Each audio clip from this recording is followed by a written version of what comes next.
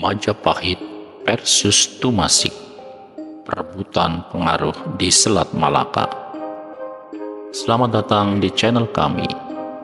Pada kesempatan kali ini, kita akan menjelajahi sebuah kisah epik yang sering terlupakan dalam sejarah Nusantara, yaitu konflik antara kerajaan Majapahit dan Tumasik, atau yang sekarang disebut Singapura, dalam perebutan pengaruh di Selat Malaka.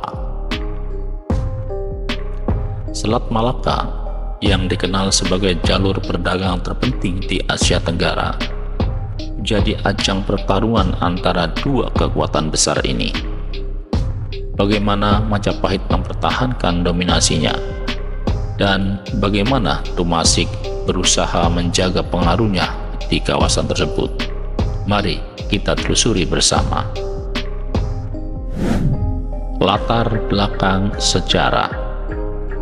Selat Malaka adalah jalur yang sangat penting menghubungkan India, Cina, dan kawasan Nusantara.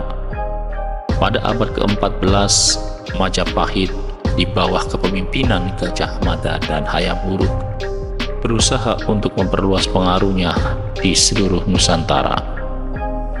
Sebagai kerajaan maritim, Majapahit memahami betul pentingnya menguasai Selat Malaka untuk mengontrol perdagangan rempah-rempah, sutra, dan komoditas lainnya yang menjadi sumber kekayaan di wilayah ini. Namun, Majapahit bukanlah satu-satunya kekuatan yang menyadari pentingnya Selat Malaka.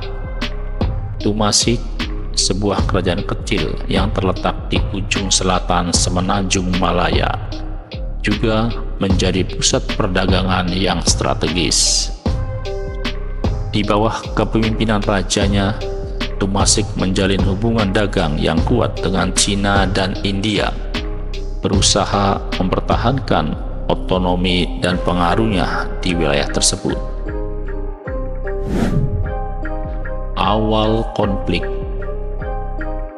konflik antara Majapahit dan Tumasik bermula ketika Majapahit mulai menunjukkan minat yang semakin besar untuk menguasai Selat Malaka. Gajah Mada yang terkenal dengan sumpah palapanya bertekad untuk menyatukan seluruh Nusantara di bawah kendali Majapahit, dan Tumasik tidak luput dari perhatiannya. Majapahit melihat Tumasik sebagai penghalang bagi dominasinya di Selat Malaka, dan tegangan pun mulai meningkat.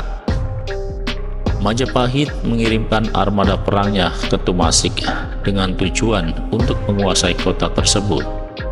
Namun, Tumasik tidak tinggal diam. Meskipun ukurannya lebih kecil, Tumasik memiliki pertahanan yang kuat dan hubungan dagang yang erat dengan kekuatan-kekuatan besar lainnya seperti Cina.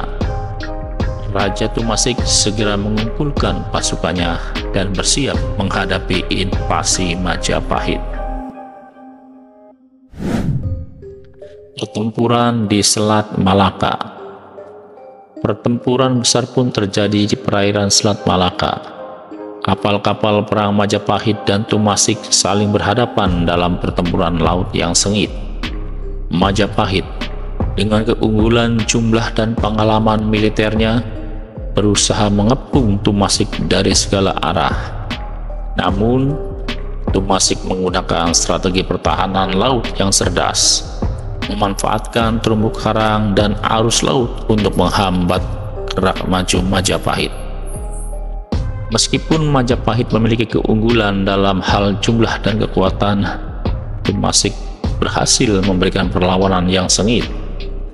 Namun, setelah pertempuran panjang dan melelahkan, Majapahit akhirnya berhasil mematahkan pertahanan Tumasik.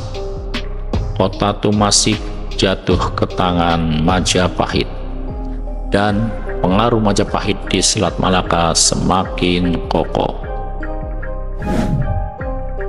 Dampak dari konflik. Setelah kemenangan Majapahit atas Tumasik, Selat Malaka secara efektif berada di bawah kendali Majapahit.